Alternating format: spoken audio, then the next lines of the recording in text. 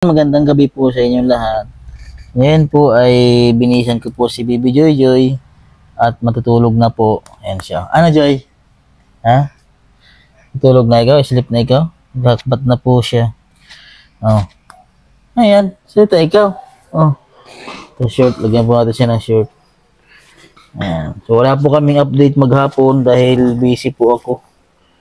Ayan. So, ngayon lang po tayo nakapag-update sa kanya. Ayan. So, kamusta po kayo lahat? Mga taga-subaybay po ni Bibi Joy Joy. Ayan. So, binibisan ko po siya. Nakakalinis niya lang po. Oh. Ang ganda naman ni Joy Joy, oh. Ah! Ano? Kamusta ikaw? Ha? Kamusta ikaw? Kamustahin mo sila, dali. Oh. Taba na siya. So, sa loob po ng isang buwan mga kababayan, ay laki po talaga ng pinagbago niya. Oh, yan o, makulit na o. Sobrang, po, papasalamat po kami sa inyo, sa lahat po na nagsusuporta po kay Bibi Joy Joy. Yan, siya o, kulit na. Sasalita na. So, dahil po sa, yan, sa mga tumulong po sa kanya, Bibi Joy Joy, maraming salamat po sa inyo. Yan.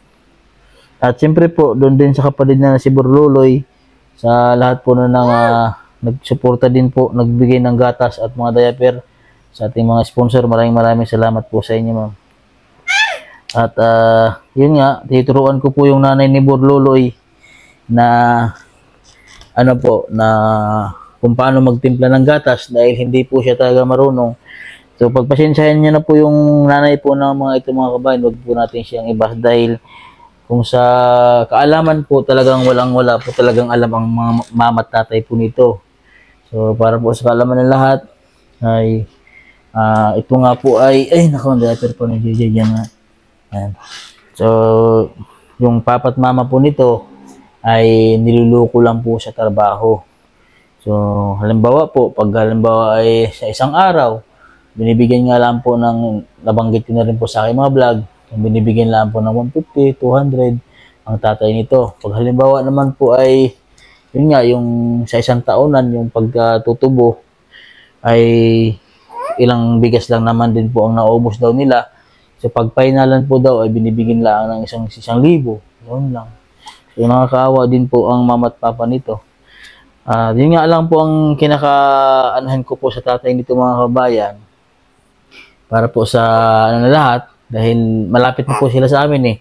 Naobserbahan ko po sa papa ng mga ito, kapag po ay maibigas po sila, yung may bigas po sila po, ngayon po may bigas, may binigay po kong bigas sa kanila.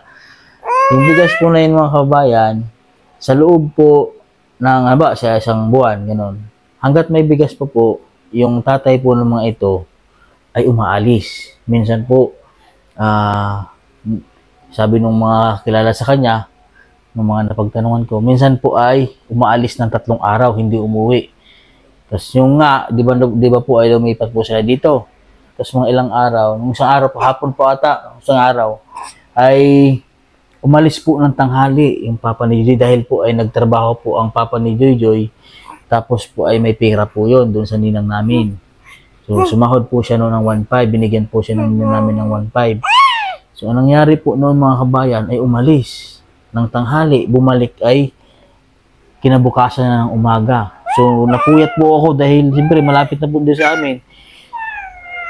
Bantay po kami ng bantay kung nasaan na. Ngayon pa naman po dito sa amin sa Balayan ay mayroon pong, yun nga, may pinatay po doon sa bayan. Siyempre nag-iisip po kami baka po ayun ay naglalakad tapos biglang barilin. So napuyat po kami kakahanap ng tatay niya kung saan. So sabi nung asawa niya na doon daw sa kabilang barangay, wala naman po doon. So yung napag-alaman po namin, ng pagkarating po ng tatay po nito, ay pumunta pala sa mga barkada. Nakipag-inuman po siguro doon sa mga barkada niya. Pagbalik po, wala nang pera. Mas inuna po yung, tapos ang sabi niya po nung dito, napagsabihan po siya, ay ang rason naman po ng papa po nito, ay meron naman daw bigas ang kanyang pamilya. Grabe ang tatay po nito. So buti na lang po ay nakuha natin si Bibi Joy Joy na nasagip po natin sa kanila. So, ang nakakaawa po ay si Borluloy. So, si Borluloy naman po mga kabayan ay, yun nga, ay nakikita ko naman siya araw-araw. So, nababantayan ko rin yung pagtimpla ng gatas sa kanya. Na-monitor ko rin. So, ngayon po ay bumibigat na si Borluloy. So, ang problema nga lang po doon ay pinapahayaan na lang pagminsan sa duyan. O, kagabi nga po ay brown out po dito, iyak ng iyak. Yung bata ay pinuntahan ko pa. Sus ko po ay tulog po ang mag-asawa. Hindi magising kung hindi ko pa sinabihan. Oh. Ito po ay mataba na. Oh. So, yun po ang kinakayamot ko po talaga sa papa nito. Ay, sinasabihan ko naman po na, yun nga, kunin na namin yung kanyang anak na si Borluloy at pinapabayaan naman po. Ayaw naman din po ibigay, di wala naman po kami magawa dahil, siyempre, tatay din naman po yung mama. Yun nga po, ang inisip ko rin, kapag nireport ko po sa DSWD, ay baka po makuha po lahat ng mga anak niya. Eh, naawa din naman po ako para po sa kanila.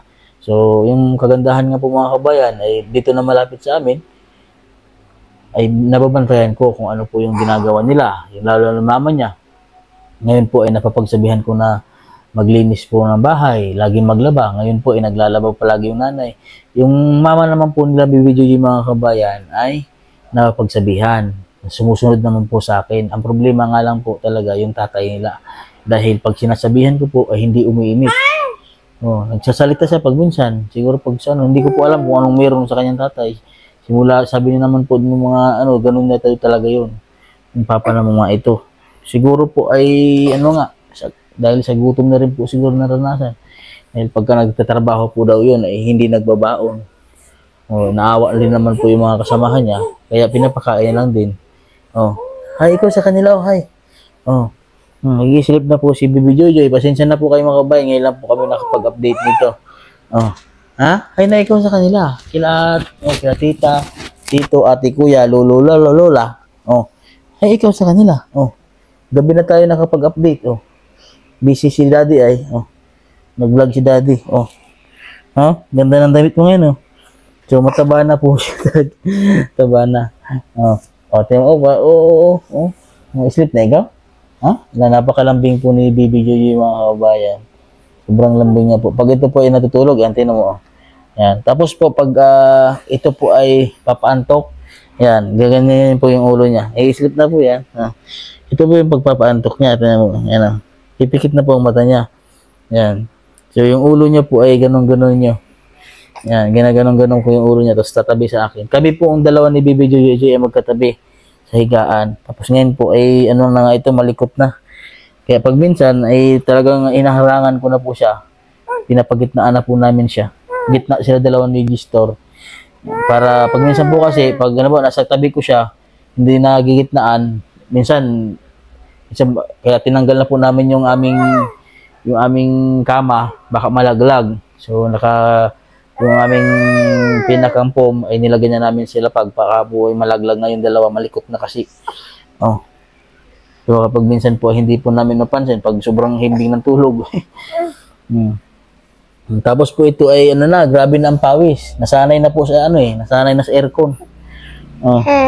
Nasanay na sa aircon, grabe na ang pawis. Oh, pag nilalabas mo po siya. Pero pag hindi ko rin naman po talaga pag umaga po, nilalabas ko talaga sila para mapagpawisan. No? Sige na, clap your hands. Clap your hands. Left and the right. Clap your hands. Pakita mo sinang-clap mo. Clap your hands. The left and the right. So yan po mga kabayan. Dito lang po ang aming update ko po kay Bibi Jojoy. And mag-iisip na po siya. Nag-update lang po kami para po sa araw na ito. Ayan, so maraming salamat po sa inyo lahat, sa mga nagsusubaybay, sa mga followers ko po. Maraming salamat po sa mga followers namin na Bibi Jojoy. Sana dumami pa po at mas marami po tayong matulungan ating mga kabayan. So ayan po, God bless. Magandang gabi po sa inyo lahat. Bye-bye na ikaw na. Bye-bye.